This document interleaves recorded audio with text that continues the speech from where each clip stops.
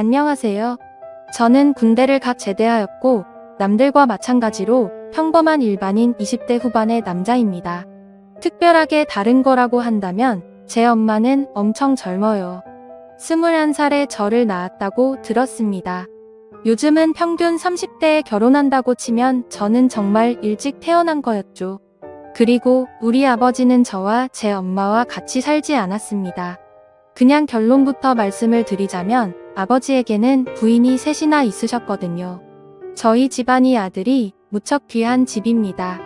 아버지는 본처와 둘째 부인에게서 딸을 6이나 낳았고 나는 셋째 부인의 아들입니다. 아버지는 돈이 무척 많은 사람이고 부인들에게 집을 한 채씩 사주어 그 집에서 아버지의 자녀들이 살고 있습니다. 그것도 새 집이 나란히 있고 우리 엄마는 아버지의 부인들 중에서 제일 어리고 피부톤이 제일 하얗습니다. 아버지는 일주일에 3번은 오셨습니다. 아버지는 키가 184cm입니다. 게다가 남성미도 넘치셨었죠. 엄마는 아버지의 방문을 준비하는 낙으로 살고 있는 듯 했어요. 아버지가 좋아하시는 음식, 아버지가 좋아하는 음악을 틀어놓고 아버지만 기다렸으니까요. 아버지는 유일한 아들인 나에게 교육비를 아끼지 않으셨고 나는 열심히 공부를 해서 엄마와 아버지에게 인정받는 낙으로 살았습니다. 사실 그것은 생존 본능이었어요. 6명의 누나들은 나를 시기했고 미워했습니다. 지나가기만 해도 노려봤어요. 특히 작은 엄마는 나를 안 보이는 곳에서 밀치기도 했습니다. 그런 일을 당했을 때 엄마에게 바로 말하지 않은 것은 아빠를 나눠 가진 큰엄마, 작은엄마의 스트레스를 나도 이해할 수 있었기 때문이었습니다. 할머니는 설에 나에게 가장 많은 세뱃돈을 주셨고 나에게 이 집안의 사업을 이어받을 유일한 장손이라며 계속 열심히 공부하면 많은 것을 물려줄 것이라고 호언장담하셨다. 그때 누나들의 표정을 잊을 수 없어요. 자기들이 물려받을 재산을 저 어린 놈에게 준다고 하며 복기에 찬 그 눈빛을 말입니다. 그 당시 유일하게 웃고 있었던 사람은 아버지와 젊고 예쁜 내 엄마뿐이었어요. 아버지는 월수 금요일에 우리 집에 오셨고 기분 좋게 저녁 식사를 한 후 나에게 일찍 자라고 했습니다. 나는 두 분이 뭘 하려고 하는지 다 알고 있음에도 불구하고 아버지의 말을 들어줄 수밖에 없었어요. 아버지는 엄마에게 젊은 부인과 일을 치르니 젊어져서 좋다며 매일 와서 같이 살고 싶은데 조강 지쳐버리면 벌 받는다고 미안하다며 엄마의 머리를 쓰다듬고 가셨습니다. 나는 엄마 옆에서 곤히 잠든 척했고 아버지는 매번 내가 잘 자는지 확인했습니다. 엄마는 쟤는 한번 잠들면 옆에서 대포를 쏴도 못 들어요 라고 했습니다. 사실은 그렇지 않았어요. 그냥 잠든 척 하고 있었을 뿐이었죠. 엄마는 나를 잘 키워서 아버지 사랑을 독차지함과 동시에 아버지 재산을 많이 차지할 생각을 하고 있었어요. 너무 속보이는 엄마가 여우 같다고 생각했지만 한편으로는 그런 의지를 가지고 사는 젊은 엄마가 안 돼 보이기도 했습니다. 그러던 어느 날 엄마와 아버지가 드라이브를 하다가 교통사고가 났습니다. 엄마는 크게 다쳐서 요양병원에서 살고 계신 지 벌써 8년이나 되었던 거죠. 아버지는 운이 좋아 몇 주간 입원 치료를 받고 쾌차하셨습니다. 나는 엄마가 없어 큰엄마의 도움을 받아 끼니를 해결했고 아버지는 그런 나를 더 안쓰럽게 여겼어요. 큰엄마에 대해 설명하자면 딱 봐도 맏며느리감입니다. 퉁퉁한 몸매에 넙대대한 얼굴, 호탕한 성격의 소유자이십니다.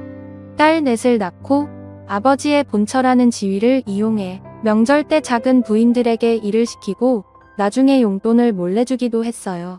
당근과 채찍을 적절하게 쓸 줄 아는 스타일이었지요.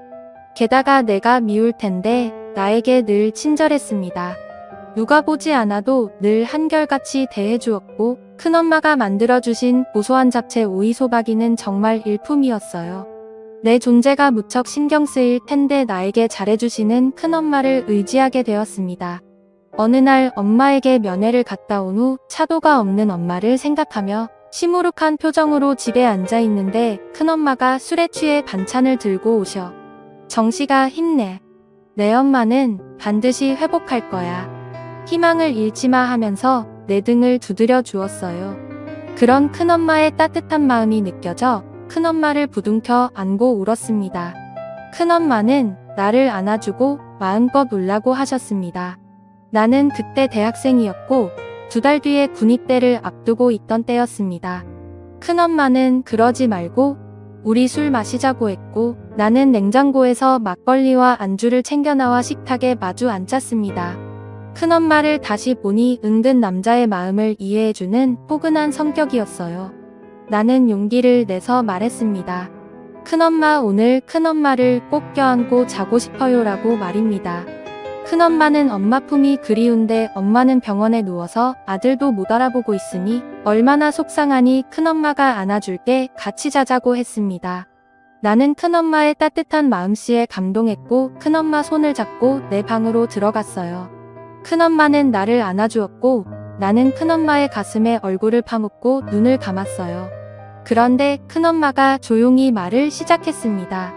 내 아버지는 내가 태어난 이후에 나를 한 번도 안아주지 않았어. 나는 매일 아버지를 기다리는데 내 아버지는 일주일에 3번은 너희 엄마한테 갔고 나머지 3일은 작은 엄마한테 갔지. 딱 하루만 나랑 같이 지냈어. 하지만 방은 따로 쓰고 있어. 남들은 내가 안방마님이고 너희 아버지가 죽으면 그 재산이 거의 다 내 것이 될 거라고 하는데 나는 그 말을 믿지 않아. 아버지는 너에게 재산을 몰아줄 거라고 하더라도 그 말이 너무 서운해서 미칠 것 같아. 나를 여자로 바라봐 주지도 않고 재산을 미리 챙겨주지도 않는데 나는 껍데기랑 살고 있는 것 같아. 그렇다고 이 나이에 다른 남자를 찾을 수도 없고 말이야. 나라는 사람 하나를 놓고 봐도 참 안타까운 태생이지만 둘째 부인, 셋째 부인을 들여 자식 셋을 더 낳은 꼴을 보고 사는 큰엄마도 참 딱해 보였습니다. 더군다나 남편에게 여자로서 존중받지 못하는 것을 보니 큰엄마가 많이 외로웠을 거라는 생각이 들었어요. 큰엄마는 나를 꽉 안아주면서 한 번만 자기를 도와달라고 말했습니다. 오죽하면 나에게 그런 말을 하겠는가. 나는 30살이나 차이가 나는 큰엄마를 위로해 주고 싶었습니다.